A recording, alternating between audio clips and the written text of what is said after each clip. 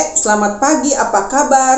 Ibu harap tetap semangat dan sehat dalam mengikuti acara Habatus ini. Salam Habatus hidupku bagi Kristus, ya.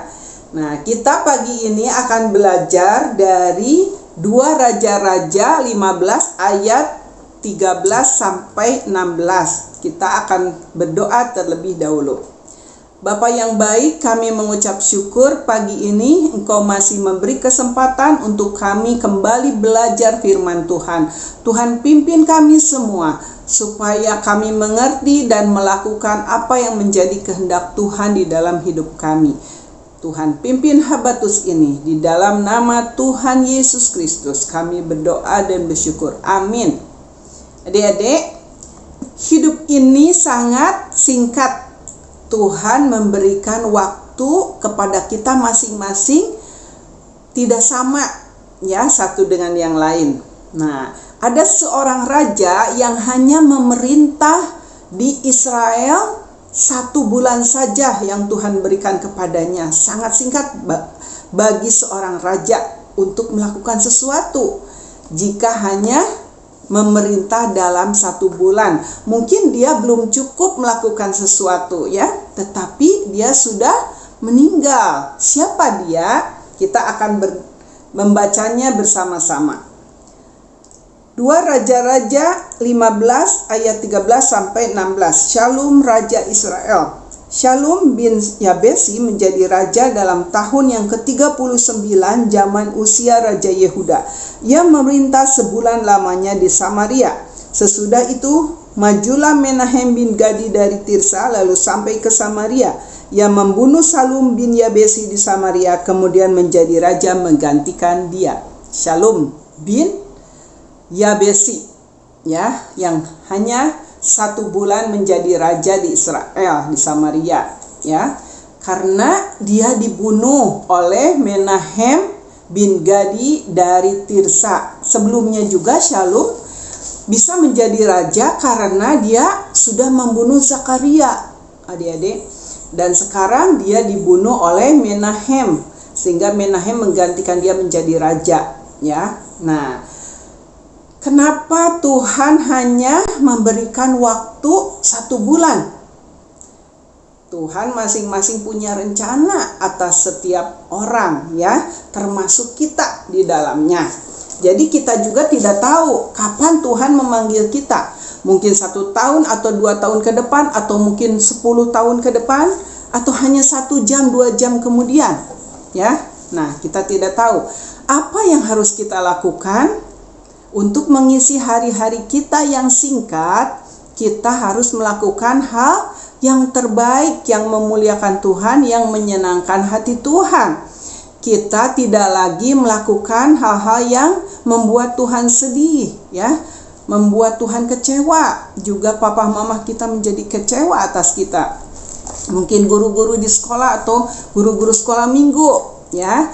Adik-adik, amat terlebih ada 1 pesan Tuhan Yesus yang harus kita kerjakan sebagai orang Kristen, sebagai anak-anak Tuhan, sebagai pengikut Tuhan Yesus, yaitu apa? Memberitakan tentang kematian dan kebangkitan Tuhan Yesus, penebusan Tuhan Yesus atas kita. Tuhan sudah menebus kita dari segala dosa-dosa kita. Tuhan sudah mengangkat kita menjadi anak-anaknya. Bagi orang yang percaya kepada Tuhan Yesus, dia akan selamat. Tetapi apa, adik-adik, kita juga harus mengikuti taat perintah Tuhan Yesus. Jadi kita tidak boleh melakukan hal-hal yang kurang berkenan, yang tidak berkenan kepada Tuhan, yang tidak diperbolehkan, tidak diizinkan oleh Tuhan. Misalkan kita bertengkar, kita melawan orang tua, kita menyakiti hati teman, kita mencontek di sekolah, ya. Tetapi kita harus apa? Ramah satu terhadap yang lain. Kita harus saling mengasihi satu dengan yang lain.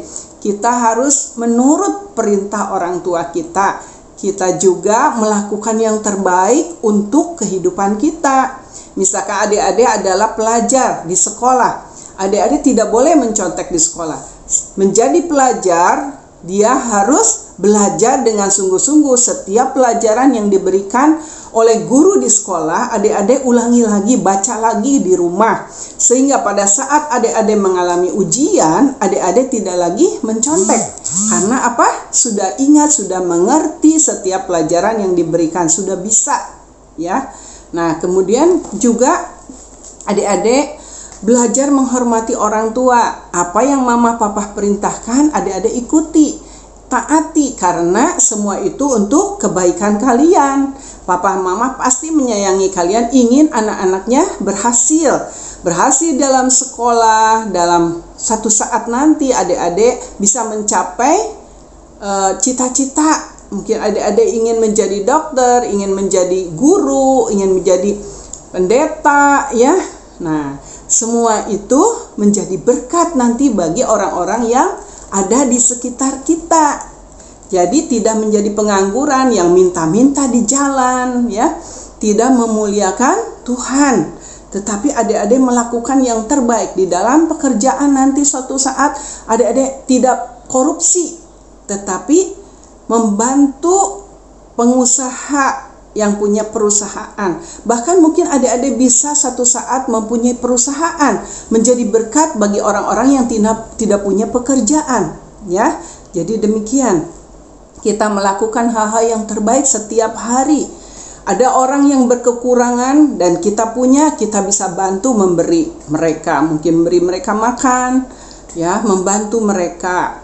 Dan juga adik-adik, kita yang terpenting kita harus ingatkan, kasih tahu saudara-saudara kita yang belum percaya kepada Tuhan Yesus, karena itu adalah amanat agung, perintah Tuhan Yesus, pesan Tuhan Yesus kepada kita, supaya semua orang menjadi selamat dan percaya kepada Tuhan Yesus. Siapa Tuhan Yesus itu? Tuhan Yesus adalah juru selamat yang sudah menyelamatkan hidup kita, mengangkat kita dari dosa, sehingga kita menjadi anak-anak Tuhan, ya.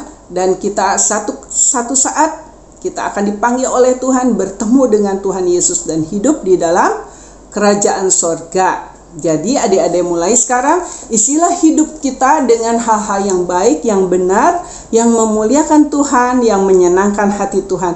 Tidak lagi bertengkar, tidak lagi menyakiti teman, tidak lagi membantah mama papa, tetapi adik-adik menjadi anak-anak yang manis, yang memuliakan Tuhan, yang menyenangkan hati Tuhan. Oke?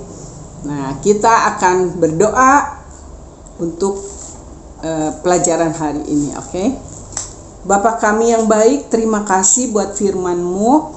Karena hidup kami singkat, biarlah kami isi dengan hal-hal yang berkenan kepada Tuhan, yang memuliakan hati Tuhan, yang tidak menyakiti Tuhan, tidak menyakiti orang tua kami, tidak menyakiti teman kami dan saudara kami. Biarlah kami senantiasa saling mengasihi satu dengan yang lain, saling mengampuni. Terima kasih Tuhan, dalam nama Tuhan Yesus Kristus kami berdoa dan bersyukur. Amin. Habatus Renungan Harian Anak.